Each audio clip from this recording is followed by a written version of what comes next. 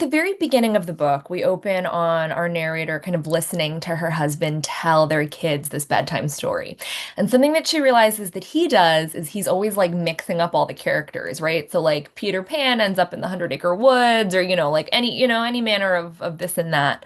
And so what she starts to do when she's telling them bedtime stories, and I think a little bit of this is, she's Chinese American and her husband is white. And I think she's kind of worried that they like her husband better. This is kind of a preoccupation that she has. She like listens to them laugh with him in a way that she doesn't feel that they do with her. So I think part of it is she's thinking as she's telling them these bedtime stories, like how can I make them maybe fall in love with our shared culture a little bit more? And she starts pulling out all these myths that she remembers her own mother used to tell her. And truly, all of these myths came from my mother and from my grandmother. So we've put a lot of the family mythology in here. So we've got our unnamed narrator who, as you mentioned, she is we meet her at kind of a bad time in her life. Her husband has just told her that he's having an affair with a white woman named Maggie. And then she's diagnosed with breast cancer shortly thereafter. So she's kind of our main anchor in this story. Her husband slash ex-husband, his name is Sam. He's kind of come from this like wealthier white family. She really loved him. But he had other plans for his life.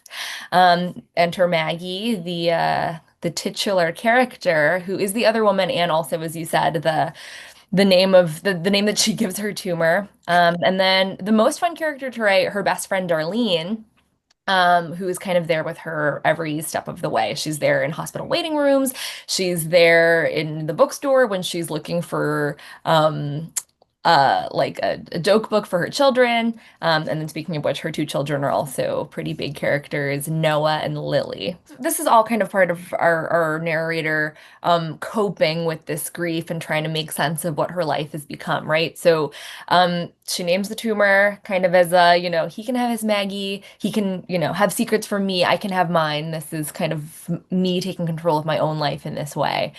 And when she's kind of by herself and the kids are away, she finds herself just talking to this tumor the way that you might, I mean, I don't know about you, but writing to me is a pretty solitary life in a lot of ways. And I have like a dog that, apologies if you can hear him at any point during this.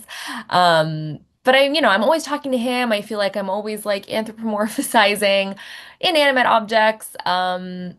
Yeah, and that's kind of what she starts to do. It kind of takes on its own life in that way. And then with the user's manual to her husband, I think the central question I had there is like, what do you do when you love someone and have really gotten to know them and really know all their weird like quirks and like the really specific like allergy that they have that very few people are aware of and like I don't know, things like that. Where do you put all of that like care and detail? And for our unnamed narrator, that ends up being this like guide to her husband that she contemplates giving to the other woman. I think like everything in life, sometimes things happen all at once and you kind of have to take the good with the bad. And there's actually, have you seen Sex and the City? So at some point in the later season, Samantha, played by Kim Cattrall, is diagnosed with breast cancer.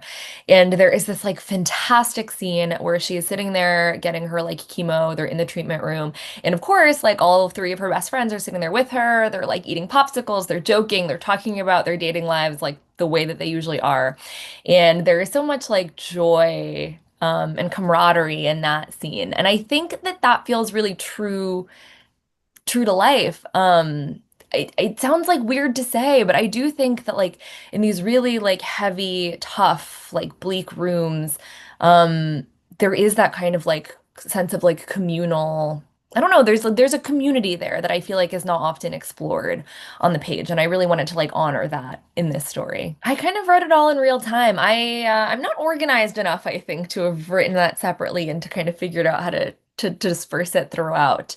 So that kind of grew alongside the rest of the narrative. So talking about the user's guide to her husband, uh, two bits of inspiration there, both from college. There was this one book that we read in an experimental fiction class called 25,000 Things About Me Too. I don't know if you've read this book. Thinking about the user's guide to her husband. There were two bits of inspiration that came, both kind of from college. I took this experimental fiction class where we read this book called 2,500 Random Things About Me Too by Matthias Wegner. And that whole book was kind of told through a list. And I thought that was a really cool format. You never know what interesting things might emerge kind of in that format. As my own like free writing practice, I would start to do not 2,500 because that sounds like a lot, but if I didn't know what to write, I was having a hard time getting started for the day for myself, I would always kind of sit down and just write 25 random things. So I think that that list format is really interesting and a really cool way to explore a narrative in a different format. And then the other thing is in college, my friends and I used to do this thing that I don't know that I can truly recommend, but when we kind of started to have like a crush on someone, we would also keep a list of things that we didn't really like about them, just in case it didn't work out. We could be like, well, his favorite coffee is from Starbucks, so I don't know, anything like that. Yeah, just a really interesting way to think about story.